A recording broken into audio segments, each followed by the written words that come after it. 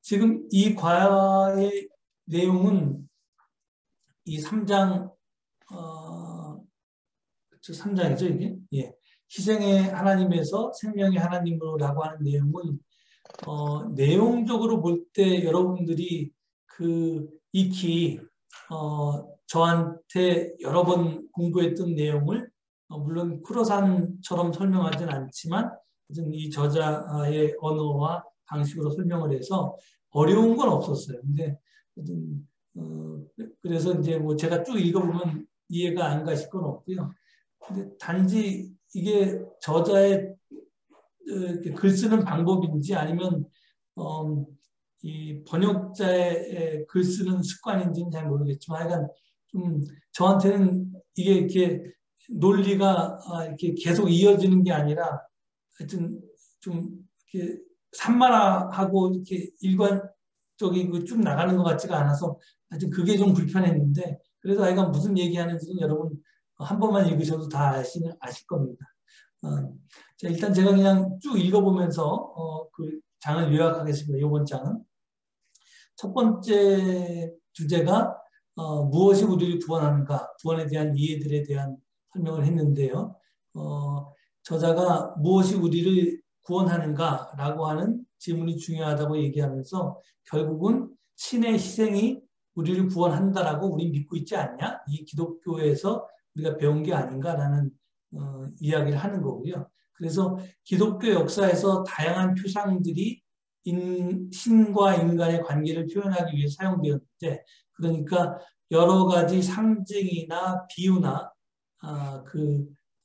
메타포가 사용되어 왔는데, 그 가운데 구원에 관해서 설명하기 위해 가장 빈번히 사용된 표상은 희생적인 속죄와 속죄의 제사다라고 하는 겁니다. 이거는 신구약 성서 곳곳에 나타납니다. 따라서 우리는 이제 아마 대부분의 기독교인들과 설교자들이 우리에게 구원은 희생적인 속죄로 이해합니다. 그런데 이제 이 속죄를 사용해서 구원을 설명하는 데 성공한 신학자는 중세기의 안셀름, 영어식 표현이 안셀름이고, 그 다음에 이제 라틴어로 안셀무스죠. 안셀무스 제가 여러 번 설명드렸습니다. 왜 하나님이 인간이 되었는가라는 책에서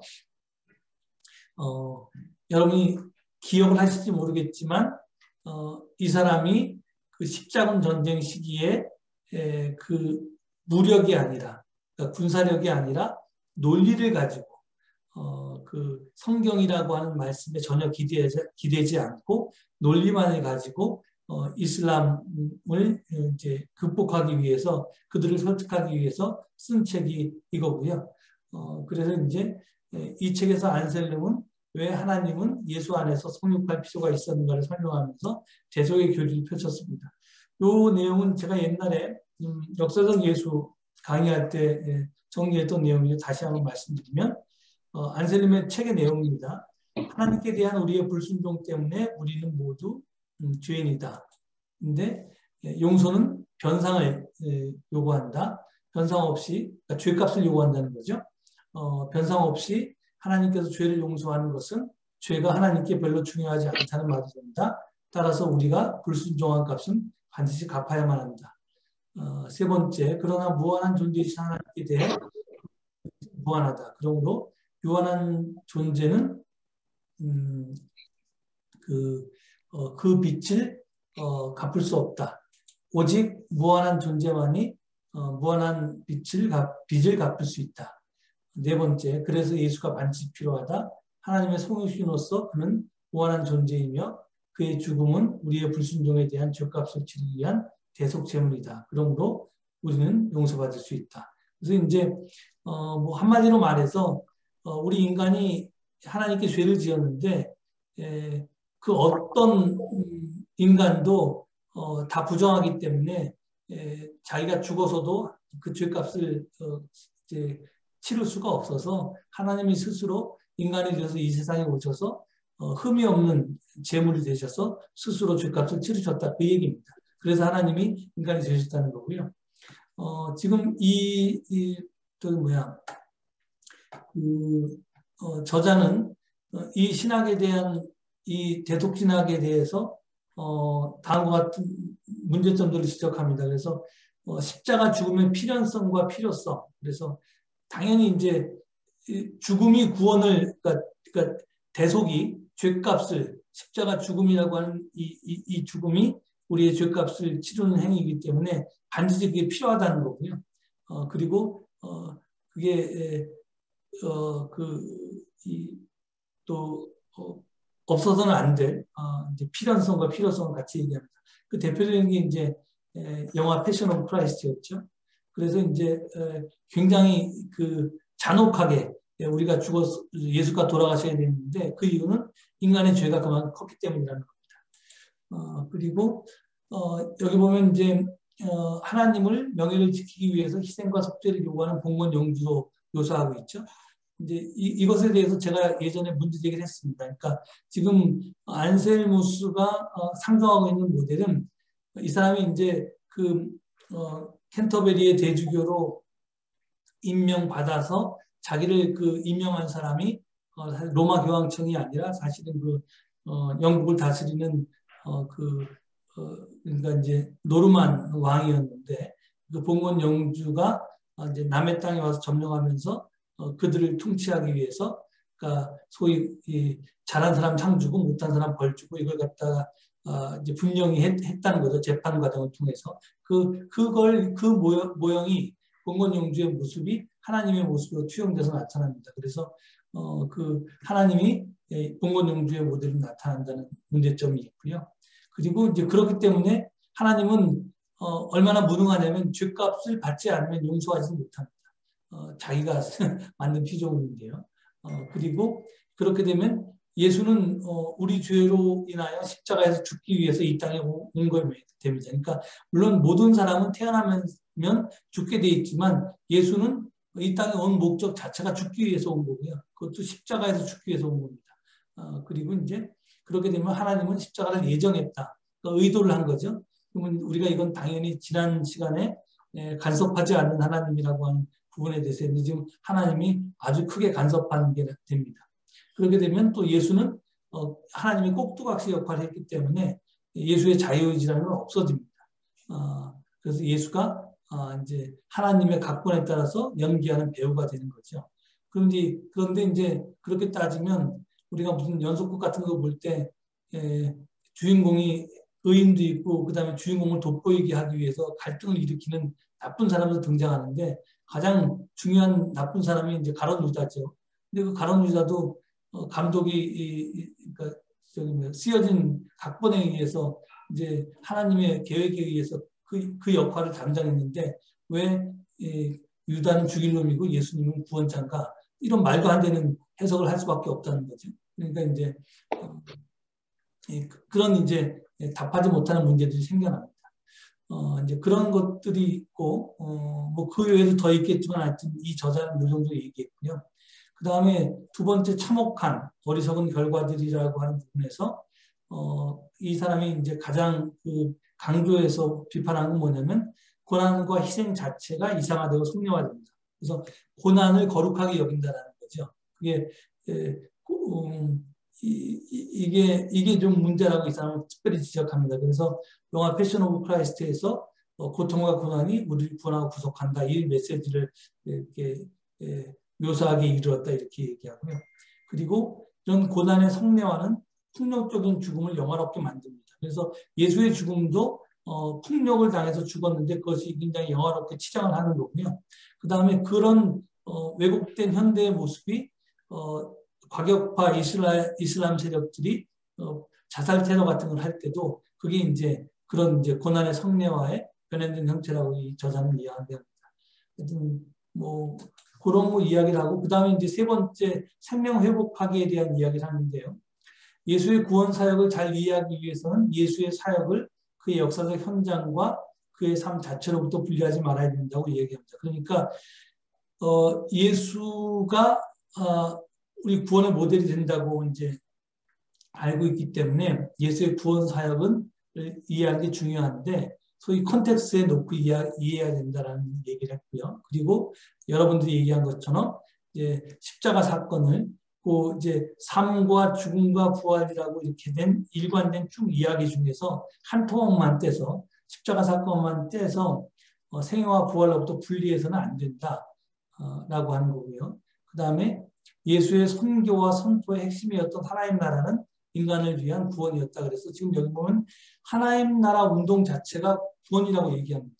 그래서 인간을 위한 예수의 선포와 행위와 사역. 그래서 보면 악령 추방, 질병 치료, 치유, 그 다음에 소외 회복, 천민 돌봄, 열린 밥상, 뭐 차별법, 율법 철폐 등등은 이 세계를 향한 하나님의 꿈이 현실로 이루어지고 있다는 것을 우리에게 보여주는데 이게 이제 구원의 증표라는 거죠.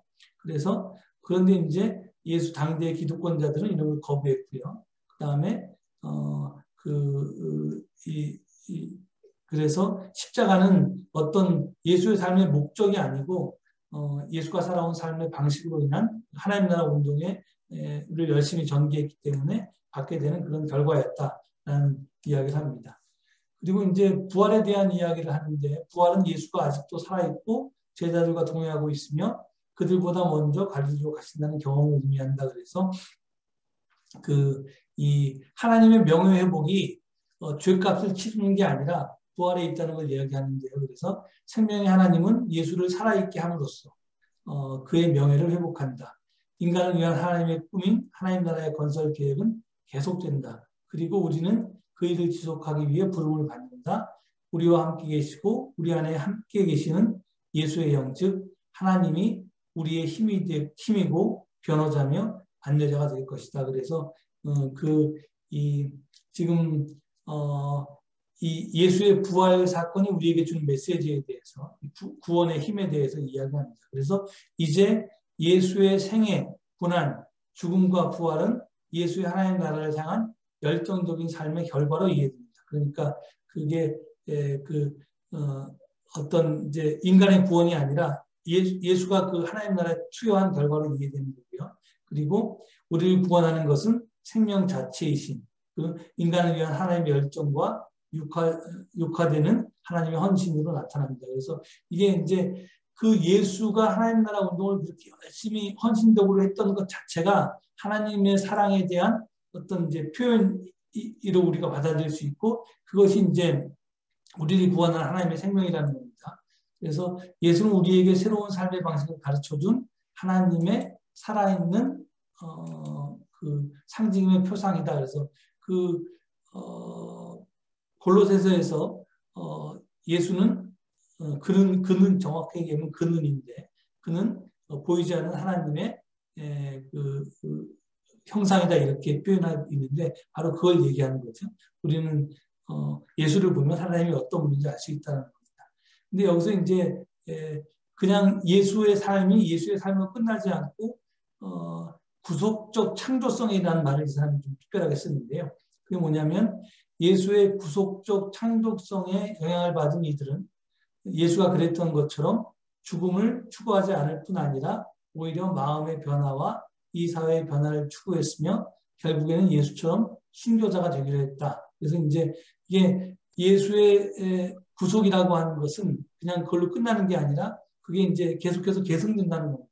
우리 같은 그리스도인을 위해서. 그래서 하나님의 형상은 이러한 예수의 생애로 상징되고요. 이 말이 저는 제일 인상적이었는데 우리는 하나님을 거부할 수 있으나 그를 이 세계로부터 추방할 수는 없다. 하나님은 우리에게 지속해서 예수의 삶의 방식을 소개하면서 그렇게 살라고 권한다. 그래서 생명의 신은 우리의 협조를 요청하고 있으며 또 자신의 꿈을 이루기 위하여 우리를 돕기도 한다. 구원은 인간을 향한 신의 긍휼과 자비로운 존재를 지원하고 전달하는 모든 생명의 연대적인 행위로 이해된다. 그래서 구원을 하나님이 우리에게 주시는 다른 선물이 아니라 그 예수라고 하는 모범을 통해서 그 일을 계속해 나가도록 우리에게 힘 주시고 그리고 그런 일을 하는 것이 우리 혼자가 아니라 여럿이 있다는 것을 확인하게 하는 그런 거로 이렇게 설명을 합니다. 예, 그리고 이제 네 번째 생명의 하나님과 이 세계 안에 넘쳐나는 고난들에 대해서는 여러 가지 이야기를 했는데요. 그게 이제 마지막 다섯 번째 하나님의 형상을 변화를 위한 몇 가지 제안에 다 포함되어 있어서 제가 따로 설명하지 않고 이 부분을 몇 가지 마찬가지 읽어드립니다. 우리를 구원하는 것은 십자가의 죽음과 부활에 이르기까지 진실하고 열정적인 사랑으로 우리를 사랑한 예수의 삶이다. 그러니까 예수의 삶이 우리를 구원한다 이렇게 다시 한번 분명하게 얘기하고요. 인간을 향한 하나님의 형용할 수 없는 사랑은 십자가에서 표현되었다. 그 사랑은 헌신적이며 자신을 드러내는 사랑이고 약하고 드러나지 않는 사랑이다.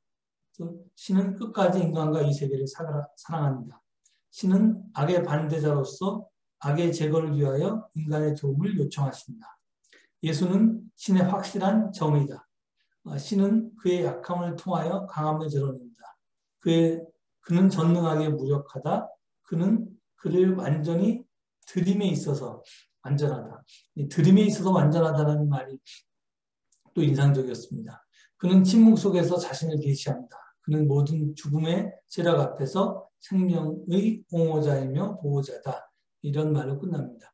예, 그래서 이게 요걸 읽으면서 제가 옛날에 그 역사형 예수에서 십자가를 설명하면서 그 크로사는 희생과 사랑의 관계에 대해 설명을 했어요. 그래서 사실은 이 저자는 희생 자체를 좀 부정적으로 보고 있는데 그게 이제 아마 용어가 사용하는 의미를 좀 다르게 사용해서 그런가?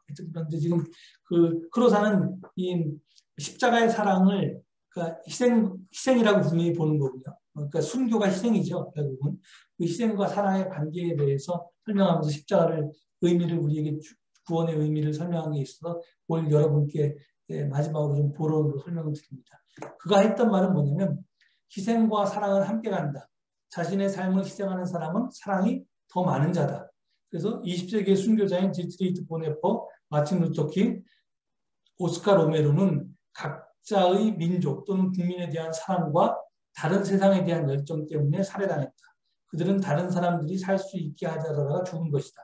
즉 그들은 다른 사람들을 위해서 자기 목숨을 희생한 것이다. 그러니까 이게 죽는 것 자체가 목적이 아니었지만 다른 사람들을 사랑하려고 그 악의 현실과 맞서 싸우다 보니까 결국은 목숨을 희생하게 됐다는 거죠. 그게 순교죠, 뭐 다. 그래서 그들의 사랑과 열정이 그들을 죽음으로까지 몰고 갔다. 따라서 그들의 죽음은 그들의 사랑과 열정의 깊이를 계시한다. 그래서 마찬가지로 예수는 자신의 삶을 희생했다고 타인에 대한 사랑 때문에 기꺼이 죽었다고 말할 수 있다. 예수는 자신의 삶을 희생했다. 예수는 자신의 삶을 하나님에게 선물로 바쳤다. 하나님의 요구에서가 아니라 그가 하나님의 나라, 새로운 세상에 대한 하나님의 갈망으로 충만했기 때문이었다. 아프의 세 사람과 마찬가지로 바울이 예수의 죽음을 다른 사람들을 위한 죽음이며 희생제물로서의 죽음이라고 말할 때 바울은 이런 표현을 통해 우리를 위한 하나님의 사랑과 그리스도의 사랑의 깊이를 가리키고 있다. 그래서 크로사는 지금 그 희생과 사랑의 관계를 이렇게 설명했습니다. 그러니까 여러분들이 지금 요 크로산의 견해와 그 다음에 이 저자의 견해를 같이 함께 생각하시면 이 과를 이해하는 데도 도움이 될 것 같아서 일단 말씀을 드렸습니다.